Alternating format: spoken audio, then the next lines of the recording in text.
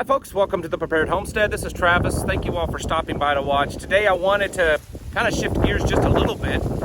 Hopefully the wind noise isn't going to be too terrible because it's a little gusty. But I wanted to shift gears and talk about kind of a theory that I'm working on. Now, I want to make it clear that the things that I'm about to tell you, well, it's just that. It's a theory. And it's not even the theory that I think is most likely at this point, but it's something that I've been working on in the back of my mind. I thought I would share it with you. Get your idea and some input, because one of the things that a lot of people are trying to do with all this stuff that's going on is trying to figure out what is going on and where this is going to lead us. Because I don't think pretty much any of you watching thinks that all the stuff that's transpired over the last 2 years is just a coincidence. I mean, I certainly don't think that. In fact, when it comes to matters that are big and global and involve government, rarely is there probably ever a coincidence that happens. Occasionally a black swan, but coincidences are rare.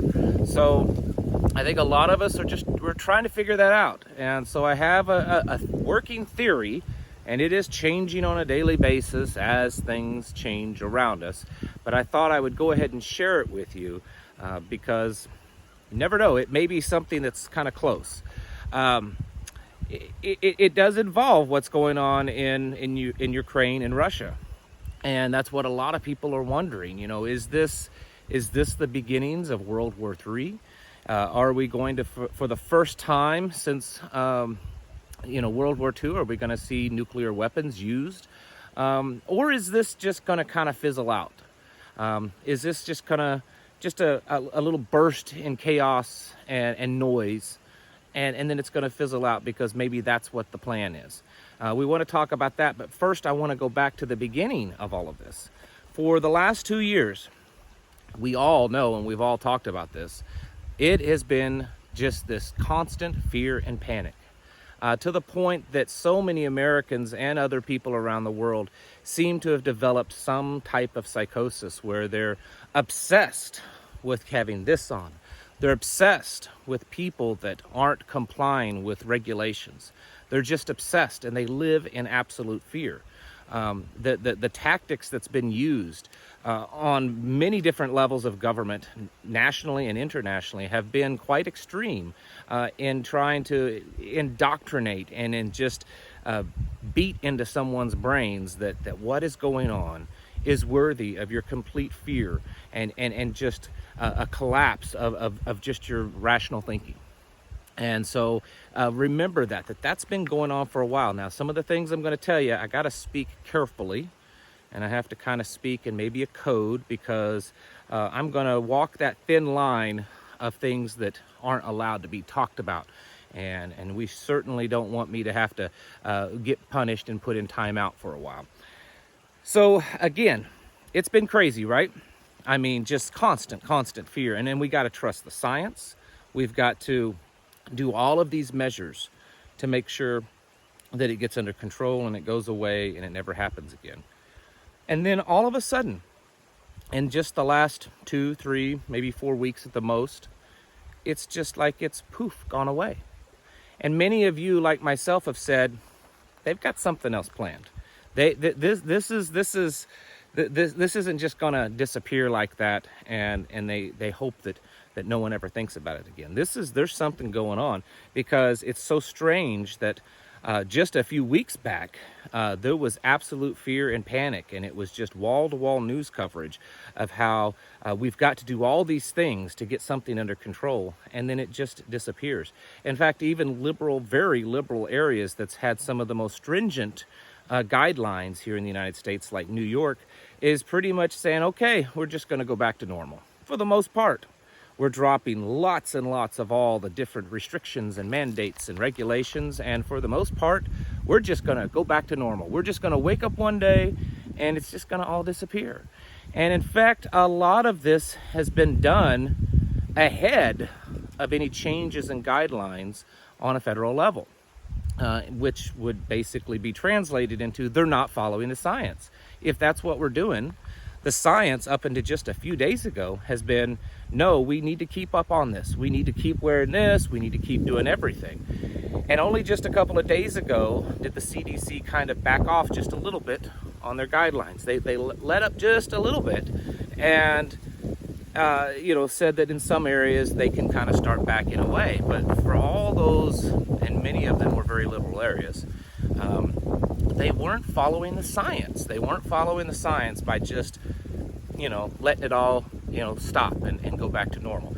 Now, a lot of the theory is that a lot of these governors and these mayors and stuff, they were starting to get afraid that the people were going to rise up and to rebel against them because they were getting tired of all this. And I don't think that's true. In fact, everything that I can see, and we're talking generally, the people that are at that point of rising up and saying that they're sick and tired of it's the same people that's been saying that for 2 years. In fact, there have been protests and of people that are wanting it to stay in place. They have been petitioning the government. They've been getting thousands of signatures in various parts of the country, asking the local governments to re-implement these draconian measures because they aren't ready for it to end. So why is that? Why is that? Well, as soon as things started heating up in Ukraine, a lot of us said, yep, they gotta end that so that we can transition. We gotta move from international health crisis to World War III, right?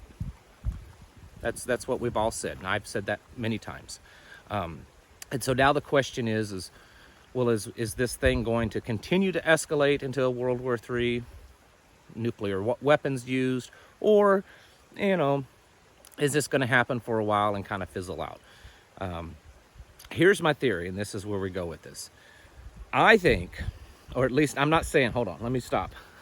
My theory is, because I'm not completely convinced of my theory. I just want to make that clear.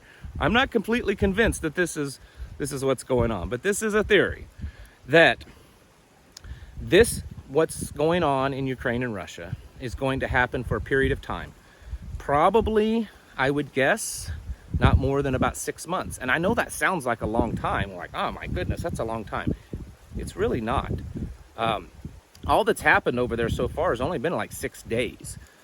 People need to kind of wrap that around their head. There's been all this talk that Russia is not moving as fast as they should. They should have already taken it. If you guys are old enough, and some of you are, remember all the way back to Iraq when we did our rapid move and invaded Iraq and moved all the way to Baghdad. And it was all over the news, and it's still being talked about in military circles as such a fast movement that we moved on Iraq and took control of Iraq in such a record short time.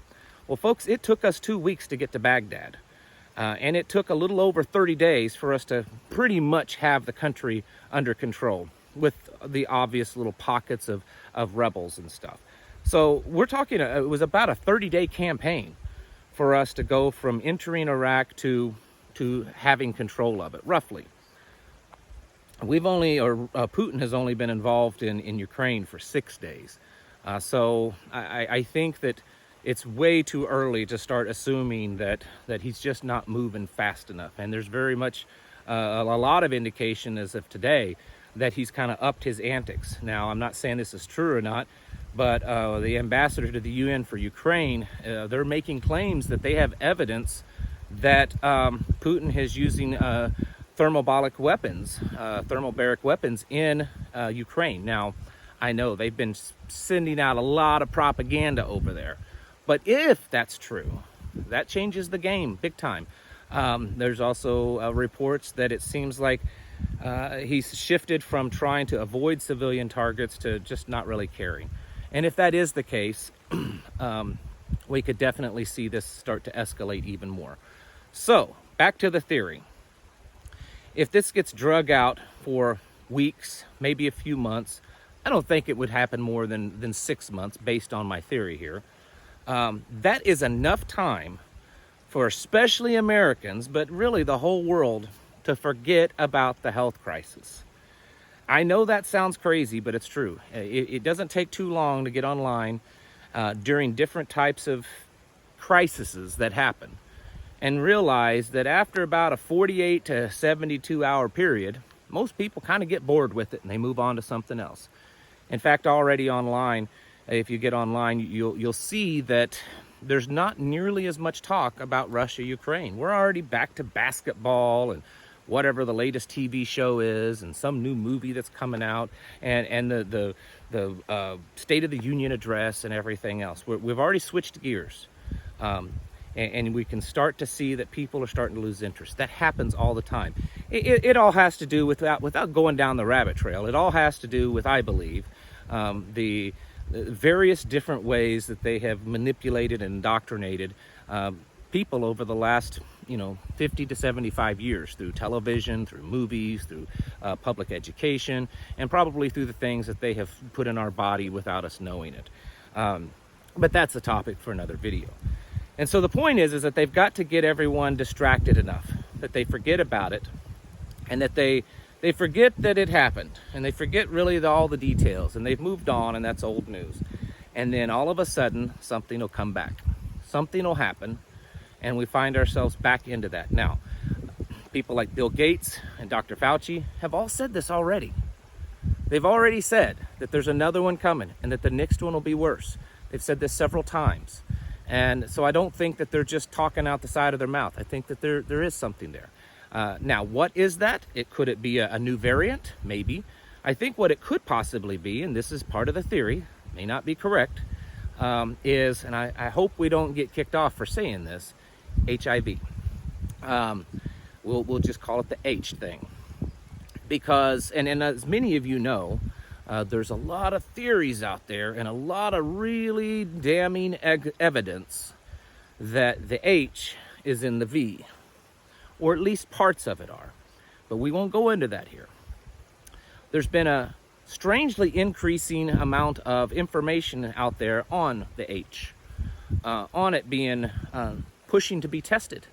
The Prince William, I believe it was, in England, just a few weeks ago, was on a campaign saying that everyone should go out and get tested for the H. Well, that's strange. If you have not done anything to come in contact with that, there's probably not a great need for it. There's been campaigns going on in the UK, in Australia, here in the United States, all for that, this push. And to talk about it again, that it seems to be everywhere. There's reports of people that's testing positive that should not test positive. They've not done anything in their lives to come in contact directly with someone else or something else that would have caused them to get it, and it's really strange. There's been a lot of false positives, and there's been a lot of talk of that. Even the last month's issue of Pediatrics magazine from the or the Pediatrics Journal from the one of the pediatric associations, I cannot remember which one, but this was the front cover.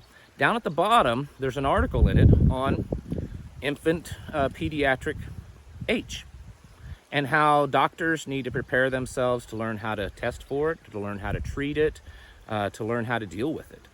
Which is really strange, because although pediatrics do get that, it's not really a lot. In fact, I looked it up.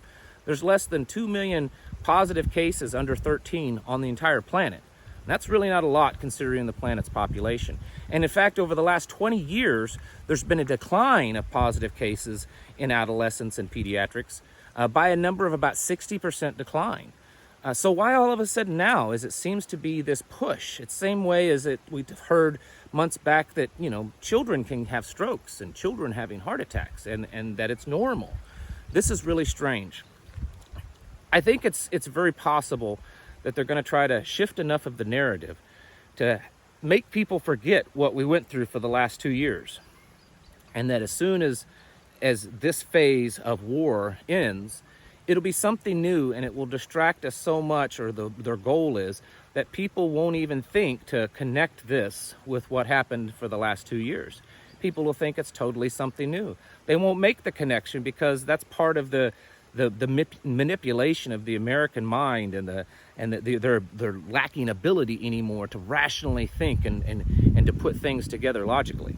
They're just gonna just going to accept it, that it's some new variant of a virus that we thought we kind of had control of, and now it's spreading amongst everyone, and it's dangerous and it's deadly, and it's way worse than just having a cough. And it's very possible, and I think that within this theory it kind of works, that we could start to see that. Now, again, maybe this is totally out there and won't happen. Maybe parts of it will. I don't know. I'm still open to the idea that this whole thing going on in Russia and Ukraine could certainly lead to a long-term World War III and even possible nuclear threat. I'm not discounting that at all. But I think that at some point it's got to get back to the health. I said the other day in a video, and it's quite true, that they're quietly passing and implementing a nationwide health pass system. You can look it up in your state. Your state probably either has it or they're working on implementing it. It's usually done through the state health departments. And it's a type of digital passport, digital ID, that will have your record, your information, and it'll have the little QR code, much like we saw in certain places, except this one's nationally.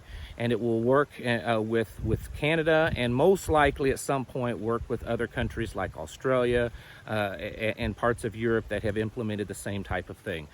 They're quietly doing this. They're doing this not because of something that's happened 2 years ago that's all fizzled out. They're doing this because something's getting ready to happen at some point in the future. And I think it's sooner than later. So folks, just keep getting ready. There's no reason to be panicked and to live in fear by it, but still be ready. Take the time that you need, because there may not be a whole lot time left to go out there and stock up on things that you can still afford, because I think it's going to keep going up. As of this morning, as of the making of this video, crude oil prices had jumped to about $105 a barrel. Stock market's going down, gold and silver's going up. You know, all of these sanctions are eventually going to start affecting us also. So do what you can now to get prepared. All right, folks, thank you all for watching. I'll catch you in the next video.